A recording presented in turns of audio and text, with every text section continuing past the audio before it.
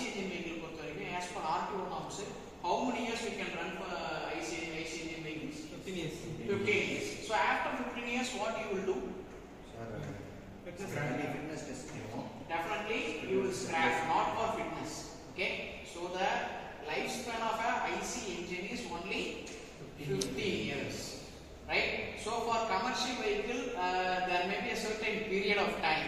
So at that point of view, you have to refurbish or you have to renovate the vehicle. For example, brake, everything you have to engine, everything the performance you have to measure and you have to keep it to the running, bring it to the running condition.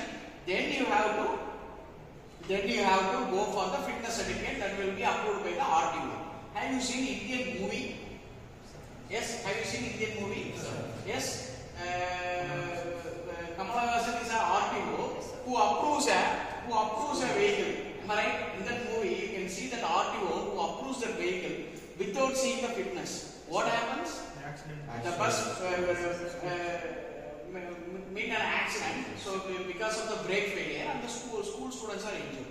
So this is what happens in RTO. So RTO generally we have to produce the vehicle in a good condition. The RTO will inspect the vehicle and then they will produce the fitness certificate. That is for commercial vehicle. But anyhow, only 15 years is possible to run a vehicle. So what happens next? The vehicle is brought into the scrap yard. So what happens? So for example, this component, if you manufacture, what happens?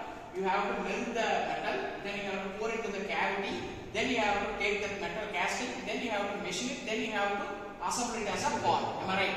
So there are many processes involved in this, and this part goes waste after 15 years. So here the case is what? To reduce emission, to reduce the scrap. That is what the case is. So in this case, what we can do is the updated technology. That is what all the automobiles are nowadays started to manufacture electric vehicle. So today in this case, what we are going to see is what is the idea behind the conversion of a existing IC engine into an electric vehicle. Because existing IC engine vehicle after 15 years, you will definitely bring it to the scrap yard. So that is a waste and carbon footprint waste. Am I right? So many carbon emissions are brought because of the manufacturing of these components. Then again, if you remanufacture, again the carbon emission goes high.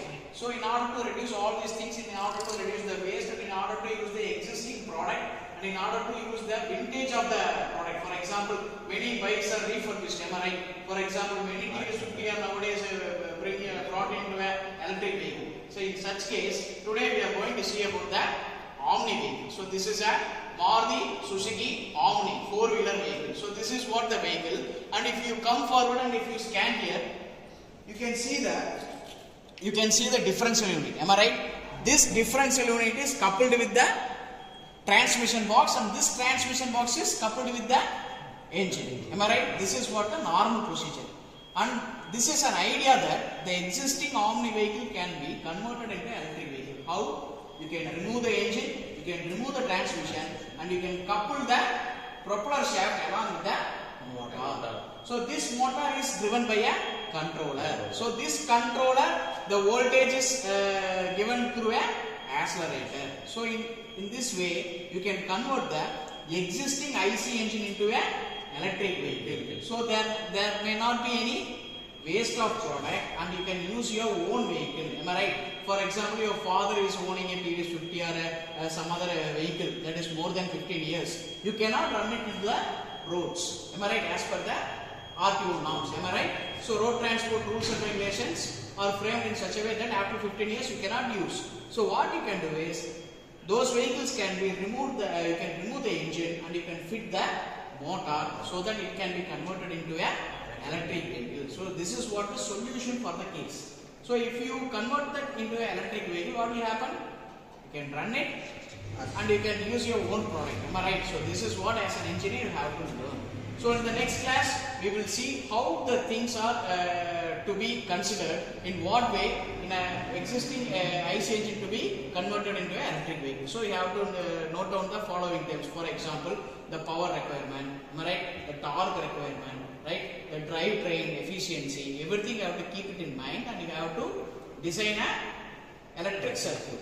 So generally the basic concept here is a motor is coupled with a propeller shaft which is coupled with a differential engine. So this motor is controlled by a controller. So this is the component called controller, which is the brain of the system, like an engine, right? This is like a transmission. So this controller is coupled with the input device, that is the accelerator. So this is how it is converted into a electric vehicle.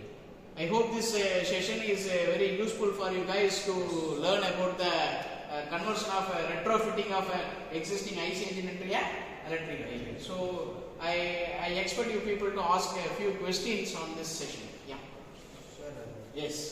Sir, nowadays அதிகமாக நம்ம long drive மட்டும் EV வந்து long drive அதிகமாக போக முடியாது. ஏன்னா charge நம்ம mileage கம்மியாக தான் கிடைக்கும். அதை நம்ம எப்படி சார் ஓவர்கம் பண்ணலாம்? For example, as you asked about the range of the electric vehicle, so you can choose the battery pack of the electric vehicle and the motor capacity.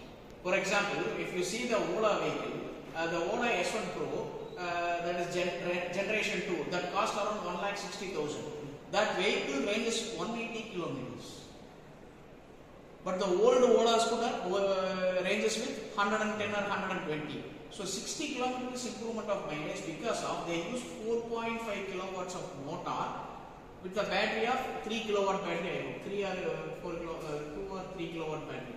So the battery and the motor capacity should be considered while you design an electric vehicle. So because that only determines your range of the electric vehicle. So it does not mean that electric vehicle will go for a minimum range. There are vehicles which go for up to 500 kilometers. Example, Hyundai Iconic 5. The range of the vehicle is 680 kilometers they mentioned, but minimum 500 kilometers that the vehicle can run. So that is what the thing you have to consider. So battery as well as the motor you have to consider. So if you choose in such a way, you can travel up to long distance. So generally 180 or 200 kilometers is advisable for a 4-wheeler. Then you can see many charging points. You can charge up and you can add up the electricity to the battery, so that if you charge a battery, you can again travel to 200 kilometers. Yes. Any questions? Same question only. நம்ம இதில் அதாவது ஐசியில் எடுத்துகிட்டு motor இருக்கணுமா? இப்போ வந்து அவங்க design பண்ணியிருக்கிறது வந்து முன்னாடி இவனா வீட்டுக்கும் பின்னாடி இவனா வீட்டுக்கு நம்ம வந்து முன்னாடி இன்ஜின் எடுத்துட்டா பின்னாடி மட்டும் தான் லாஸ்ட் வீட்டுக்கு மாதிரி. Very good. That is a very good question. So the main thing here is, as an automobile engineer, while you design the vehicle, you have to consider the center of gravity, G-force. So that is what you have to consider in distributing the weight, because your question is very good, very appreciable question, because if you are not considering the weight and if your weight is not distributed, so what will happen is, imagine it is a small kind of auto or rickshaw or something else. If the weight distribution is not there, so that will cause the vehicle to upset or roll, or some abnormal things can happen. So what happens here is, in electric vehicle, the weight of the engine is equal to the weight of the battery in most of the cases. So if you replace the engine, what you can do, that place can be used for placing your battery pack. So if you lift a battery pack, you can see a lead acid battery. You lift that battery, that is in the auto. You lift that battery. Yes. What is the weight?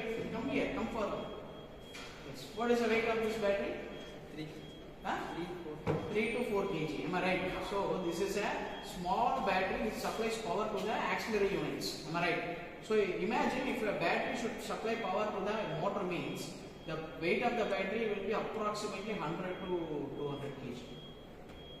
Then the motor, then the controller. So everything put together, it will come up to 400 kg. And small minor modification, for example, the frame replacement or frame adjustment, you can do, so that the weight can be easily distributed or evenly distributed, so that the center of gravity maintains same. So it can be modified using considering center of gravity. Clear? Yes. Any other clarifications? Yes. So we will meet in the next class. Thank you.